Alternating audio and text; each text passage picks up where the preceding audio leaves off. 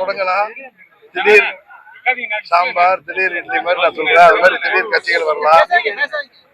அம்மாவின் ஆட்சி அமைப்போம், அம்மாவின் கட்சி ஒன்றிணைப்போம் என்று சொன்னவர்கள் அவர்கள் சாயம் வெளுக்கின்ற நேரம் வந்திருக்கு. இன்னும் சொல்ல போனா 35 ஆண்டுகளாக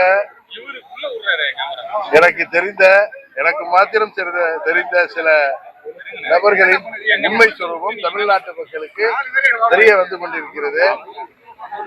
அதனால சீப்பை ஒழித்து விட்டாலோ இது போன்ற அம்மாவின் ஆட்சி வருவதை யாராலும் தடுக்க முடியாது. அதனால நீங்கள் வேண்டுமானால் அந்த 0.1% நீங்கள் எப்படி வேணாலும் எடுத்துக்கணும். அம்மாவினுடைய கடைசி தொண்டன் தனிஞ்சினால திமுகவுக்கு சாதகமா அமையாதா? ஏற்கனவே 2021 நீங்க பெரிய பாதிப்பு, அதாவது திமுகல இருந்து எவ்வளவு பேர் பிரிஞ்சு போயிருக்காங்க, அது பாதிப்பை உருவாக்குதா இல்லையா? அதே மாதிரி எல்லா கட்சியிலையும் யாரோ ஒரு சிலர் அது சிந்துறதுனால செதறதுனால என்ன அதனால இன்னும் ஒரு சில பதர்களோ நீங்க அதை நெல்மணி நினைப்பீங்க, பதர்களாக கூட இருக்கலாம்.